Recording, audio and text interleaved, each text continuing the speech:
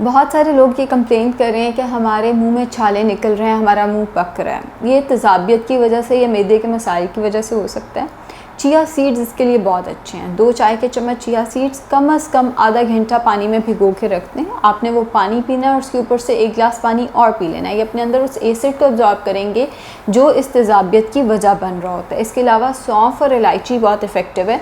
सौंफ इलायची चबा कर लें या इसका कहवा बनाकर हर मील के साथ इस्तेमाल करें, उससे भी ये मसला बेहतर हो जाएगा।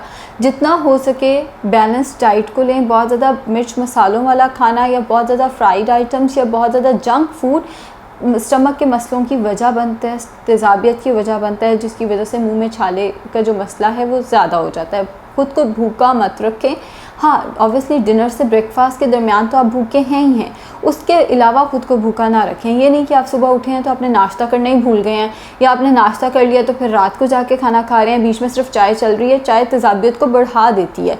मैं ये नहीं कह रही आप चाय ना पिए, मैं ये कह रही हूँ कि आप नाश्ता करें, उसके 1 घंटे बाद चाय ले लें, फिर आप अपना प्रॉपर स्नैक लें, प्रॉपर लंच लें, प्रॉपर मिड इवनिंग स्नैक होना चाहिए, प्रॉपर डिनर होना चाहिए। मील को स्किप करने से तेज़ाबियत का मसला शदीद बढ़ जाता है।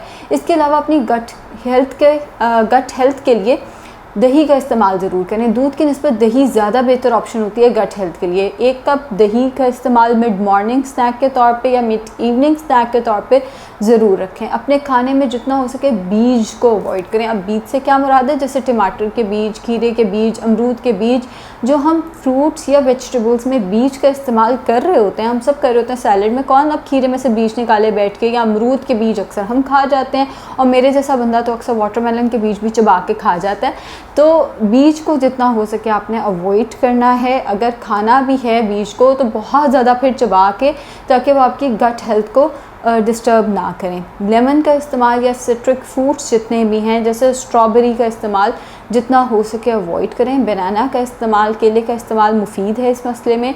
जितनी चीज़ें तेज़ाबियत करती हैं उनको अवॉइड किया जाए, और जितनी चीज़ें तेज़ाबियत के लिए अच्छी हैं जैसे बनाना, योगर्ट वगैरह, चिया सीड्स वगैरह, सौंफ, इलायची वगैरह, इनका इस्तेमाल ज़्यादा से ज़्यादा किया जाए। शुक्रिया।